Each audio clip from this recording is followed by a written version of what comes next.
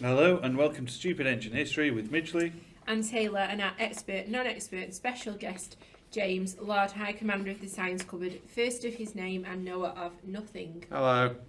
As always, we're wearing togas and we're eating olives, and today we're answering the question, what is the conflict of the orders? Previously on Stupid Ancient History, we've been looking at the various challenges from the outside that the early Roman Republic faced. Yeah, so basically how everyone within a stone's throw of Rome wanted to destroy this fledgling republic. And while some states, such as Clusium, feared the spread of a monarchy-less government, others like the VA attacked to avenge their kind of previous defeats at the hands of the Romans. But they still got beaten, or started to run away. Pretty much that. Yeah, they were rubbish. But consistently with a hand in the battles of Silvia Arcia, the invasion of Laus Porsena, and the Battle of Lake Regillius was none other than Lucius Tarquinius Superbus. Him and his evil schemes. Can that end, please? Now he's dead. Can that end? He just wasn't willing to give up Rome. Well, no. For like a million years. I'm not willing to give that up either, James. So sorry. But thankfully, the Republic kicked into gear, the various dictators and masters of the horse were able to fend off these various attacks. Although often resulting in the death or wounding of these individuals. Or some lunatic set himself on fire. Yeah. Well, yeah, like That'll sticking do your it. hand in. Yeah. So you said what, the conflicts of the orders? Yeah. What are these orders and why are they so conflicted? Well, yeah, good question. Rather than a conflict starting outside of Rome, as we've seen with all these various wars of basically independence and Tarquin coming back, this conflict is very much within Rome. Yeah, so the orders is another way of describing the two main social classes within Rome. Oh, so patricians. Yeah, and... so you've got the patrician class who are the wealthy elite, like the aristocracy, the senate, the magistrates, effectively the ruling class. And you've got the plebs, who are basically everyone else. So not just the poor, the plebs were kind of a very broad social group, including farmers, merchants and craftsmen. And the poor. And the poor. And all the slaves they owned. No, they don't don't count. They're not considered in any They're not social citizens because they're not free. Okay. So no one cares about them because they've not even got citizenship. Right, lovely. That's terrible. Delightful, isn't it? So at this point, is it just those two classes? Yeah. The equestrians are completely like absorbed. They're into absorbed into the patricians, yeah. Okay. And so even though there's this obvious disparity between these two orders or social groups, this becomes more and more agitated as time goes on. Okay. So you got your two orders, Yep. plebs and patricians. Yep. So they're going to have some beef. Yeah. What caused it this time? Someone build a house in the wrong place again? Not again. The simple cause of the conflict of the orders is the impact of the various wars of independence that they've just had to fight. Yeah, because wars cost money, and in order to fight so many enemies in relatively quick succession, Rome needed to raise a lot of cash. Okay. And ultimately this led to large numbers of plebeians being huge amount of debt, their businesses failing, and in some cases being homeless. I thought the census was meant to make taxes fair for people. It was, but these were kind of extreme circumstances. So although the plebs had to pay far less than the patricians would towards the war effort, they still had to pay. And in most cases, they already had little to give as a result of kind of the tyrannical rule of Superbus. How many plebs are left after all these wars and stuff? It's a decreasing number. Yeah. So the less of them, the more they have to pay. So, I mean, whilst the patricians, it seemed, could comfortably bear this strain of all these increased war costs, it was change to them. The plebs really couldn't.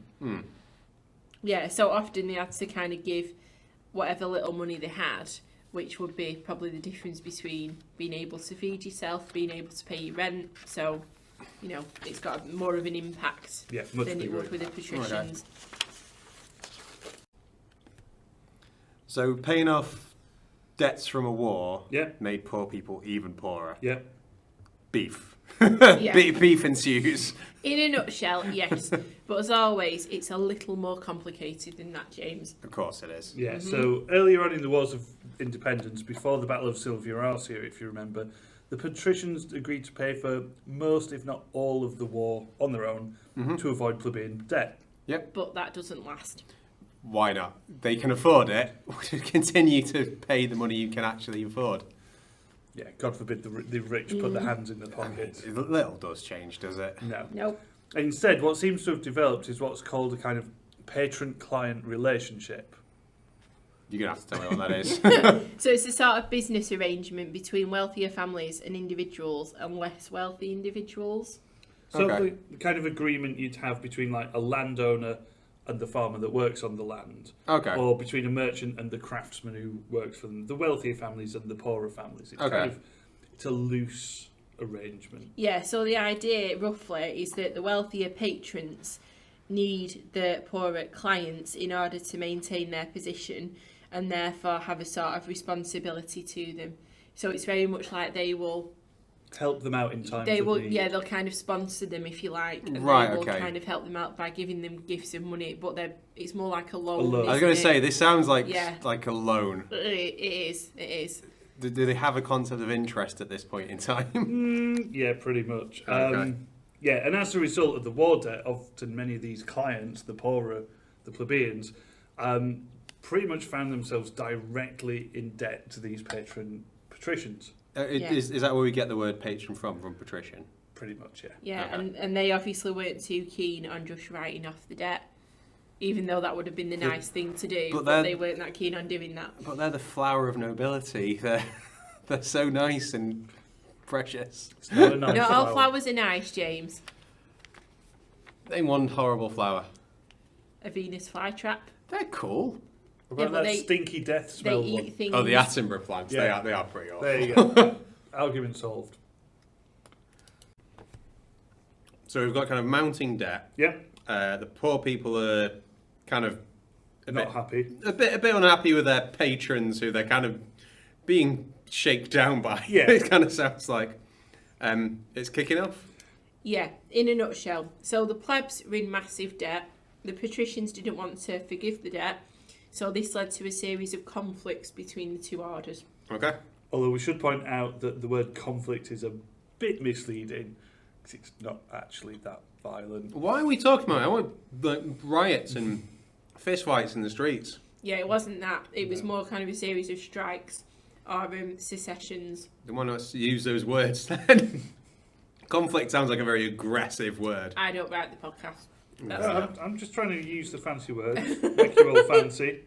Like you are. Yeah, dead As fancy. fancy as Mitchley. No, Um, I'm the fanciest by far, actually. I think you'll find. Yeah, I've long thought that. So they're not actually fighting. No. They're just on strike. Yeah. This has already become really tedious. Mm-hmm. Can they smooth it all over? How do they come to some sort of like? How do they stop fighting or stop striking? Well, you'd think they'd come up with some cool way of doing this, wouldn't you?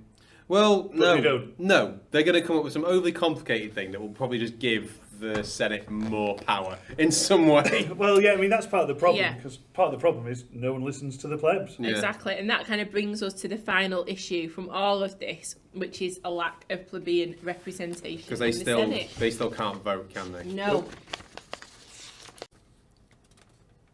So, to sum up, the conflict of the orders is a series of disputes between the plebeians and patricians in Rome, Whilst it was initially caused by increasing war debt, and issues such as the failing patron-client relationship and the lack of representation of the plebs in the Senate also became very, very important. and this led to a series of reforms following secessions. Strikes. Strike! Strike! I'm on secession. Anyway, all this is an attempt to address the balance, and it doesn't necessarily work.